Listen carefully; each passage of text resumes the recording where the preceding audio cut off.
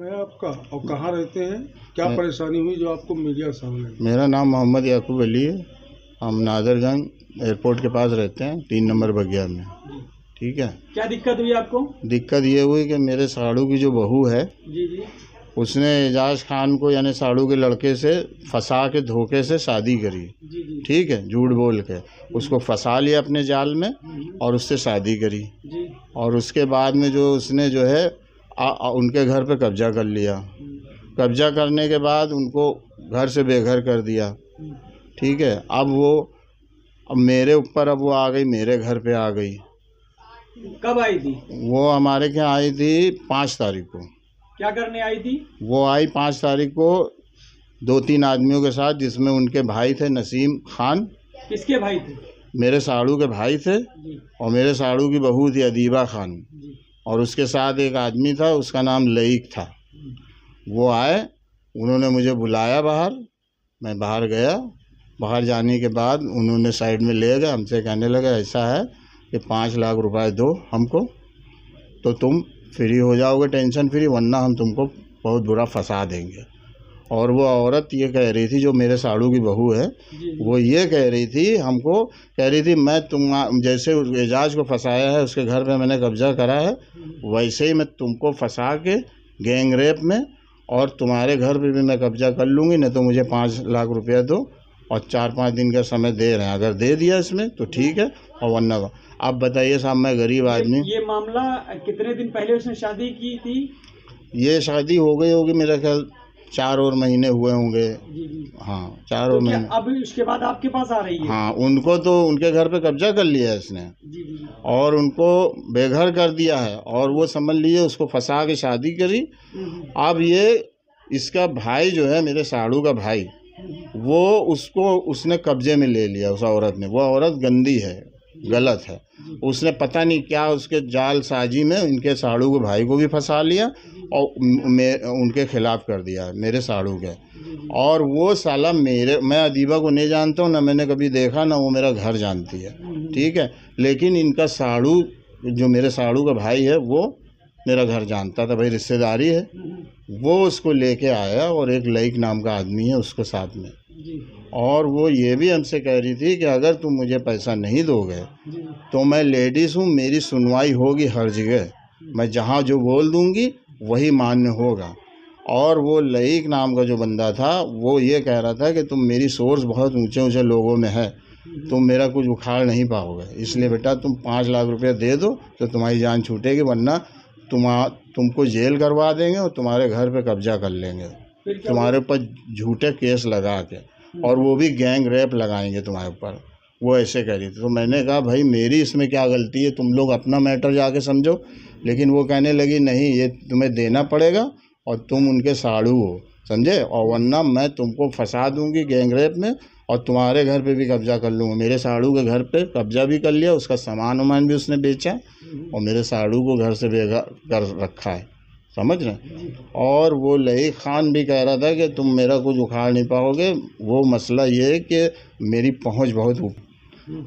अब बता क्या करूं, मुझे ज़बरदस्ती खींचा जा रहा है और मैं गरीब आदमी हूं। मैं रिश्तेदार होना कोई गुनाह तो है नहीं, वो मेरे रिश्तेदार हैं, आना है। उसके बाद में मैंने वो चले गए हमको धमकी दे के, फिर हम कुछ नहीं बोले, हमने किसी को बताया नहीं कुछ।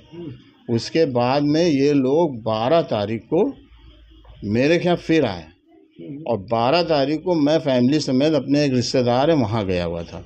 ठीक है। और वहाँ मैं रात रुका और मेरा किराएदार था ऊपर, उसको मैं बता के चला गया कि भाई मैं आज रुकूंगा, मैं कल नहीं आऊँगा। तो वो उसको मालूम था, वो अपना अंदर से बंद करके बैठी थी। तो ये आई है रात में, पहले, अरे रात में भी करीब 8 साढ़े 8 बजे। किस डेट में?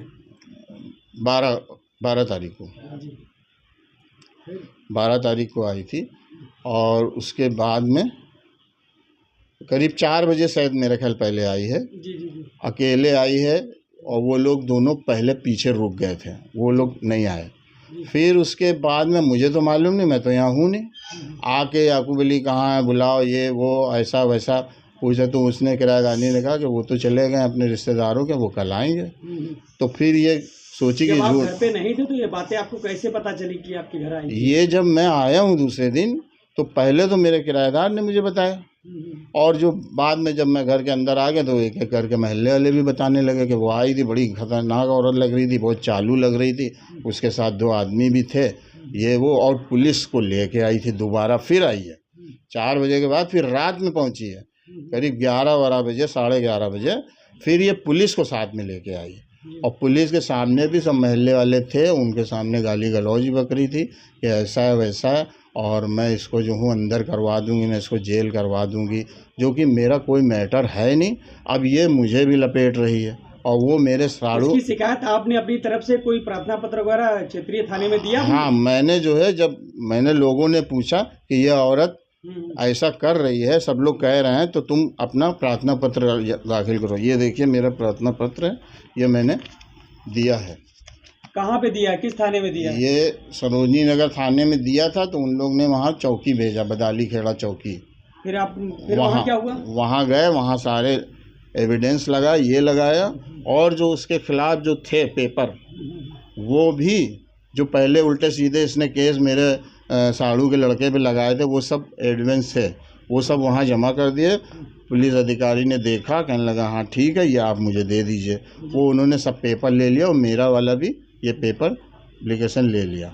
हमने कहा साहब इसकी जांच कीजिए, आपको खुद ही पता चल जाएगा, दूध का दूध पानी का पानी, ठीक है। शासन प्रशासन से क्या गुहार लगाना चाहते हैं? मैं यही चाहता हूँ कि मैं गरीब आदमी हूँ, ये चालू औरत है, ये किसी को भी फंसा रही, किसी के खिलाफ 10 रिपोर्ट लिखा रही है।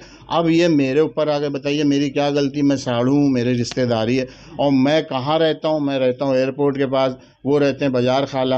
अब वो मेरे यहाँ भी आ गई, और जो कि मैं इसको नहीं जानता हूँ, इनके भाई लेके आने वाले हैं, और लईक और नसीम खान जो मेरे साड़ू के भाई हैं, वो लेके आया, मेरा घर दिखाया, जब वो मेरे घर पे आई है, वरना मैं उसको न जानता हूँ और न मैंने उसकी शक्ल देखी थी पहले।